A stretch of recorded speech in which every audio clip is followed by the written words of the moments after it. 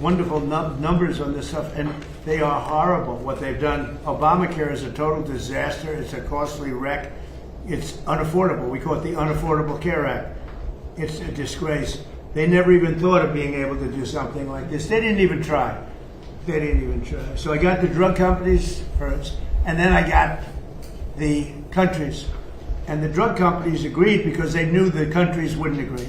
And when I called Germany, France, when I called the UK, when I called all of these countries, I said, you got to do it. It's unfair. We're paying 10 times more than you're paying for the same drug. You can't do this. And they said, well, we're not going to do that because we're going to have to double our price in order to make you happy. I said, no, maybe you're going to have to triple your price. They said, well, we can't do it. I said, that's all right. If you can't do it, then I can't do something also. And I'm going to charge you very substantial tariffs, which are far more than we're talking about. And they all said, we'd love to do it. We would love to do it. It would be our great honor to do it. So nobody else would do this. This would have never happened. So your drug prices have gone down by numbers not even thinkable. My first term, I had the privilege of having lower drug prices from the beginning of the year till the end for the first time in 28 years, you remember. And I called a news conference to announce it. So the year had ended, and I was turned out 1/8 of a percent. 1/8 of a percent, little tiny this much. It went down that much during 1 year. First time in 28 years it went down. It was always like this, just up, more expensive. And I called a news conference. I was so proud of myself, and I said, ladies and gentlemen, the first time in 28 years drug prices have gone down from January till the end of December. And I want to just congratulate everybody for being a part of this wonderful experiment. And 1/8 of a point. Now we're talking about 400, 500, 600% coming down. We pay the lowest drug prices anywhere in the world from the highest. So, and I'll say it again and again because the press doesn't want to report it. The fake news doesn't want to report it. They don't want to talk about it. What that does for healthcare, Bobby, is unbelievable because medicine is a big part of healthcare. So I wish that people would understand that, and I hope they're going to vote for us in the midterms because you'll see some stuff that will be horrible because they can blow it very fast if they don't know what they're doing. So your drug prices are great. I saw Spain yesterday, and I watched the catastrophe that took place. It looks like an invasion of a country by hundreds of thousands of people. And that same thing's going to happen to us if the Republicans don't get elected, except worse. Much bigger, much easier to get into, despite the fact that we have built thousands of miles of wall, which I said we were going to do, but we didn't have that, forget it. But we have the safest border in the world. If we're not in office, our country will be invaded at levels that made Spain look small time.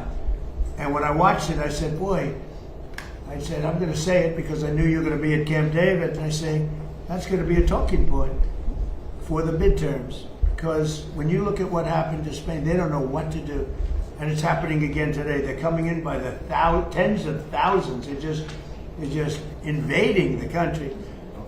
And what that is weak law, bad management, but very liberal law.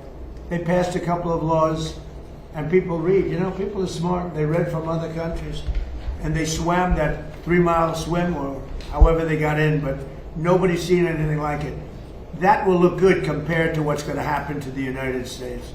The biggest thing, the worst thing that Biden did is allowing 25 million people into our country, because many of those people are criminals. They're murderers. A lot of them, 11,888. A lot of them are gone now. We got them out. But they allowed people to come into this country that you can't allow to come into a country. We're also making an unprecedented investment in the United States Armed Forces, where we're doing great. And we rebuilt the armed forces. We rebuilt our military in my first term. But we are doing great with our military. They spent a lot of money in our military. They gave away $300 billion worth of ammo and everything else in Biden's term, but we're building it up fast, and we just have a great military. That's all there is to it. But we rebuilt it in my first term, and we're using it in my second term with Venezuela and other places, and Iran now. Iran is doing very poorly. Just in case you read incorrect stories. They're doing very, very poorly. They're having a hard time. They've been very dishonest. They've been very dishonorable to deal with. But that makes no difference. They're doing very, very poorly. We're also making that investment and looking forward to getting, Pete, $1.5 trillion next year. People see now how important it is. We want to keep a safe country. We have to keep a safe country. And the good news is all of that equipment is made in the USA. So we're making it here. It's jobs. And each one of our defense groups are building literally at least 4 new massive plants as we speak, because we want them to move faster. We have the best equipment in the world, but we want them to move faster. We don't want to wait a year or a year and a half. We want to wait a week, maybe. So that's happening, and I think the results are very good. They're building at levels that nobody's ever seen before.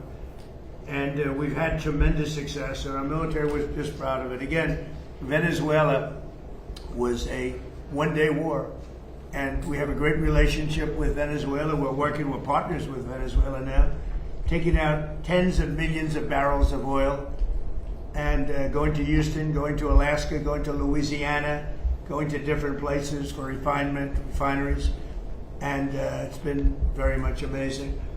The administration has done more in 18 months than most administrations have done in 8 years if you had a 2-termer. We've done more in 18 months than anyone's ever seen before. Nobody's ever seen. This is the golden age of America. And we have a war that's going on. I guess you call it a war. Maybe I call it a military operation, because they have no Navy. It's been obliterated. Their Air Force has been obliterated. They have no planes. Their missiles have been largely, they have some left.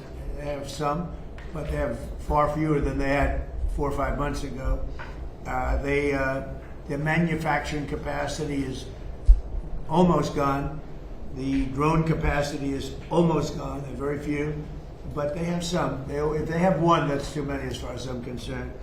But we've done an amazing job with Venezuela. We've done an amazing job here. We're in there for 5 months, and I know people like to say, because we've done a much bigger job, much more important job than we originally anticipated.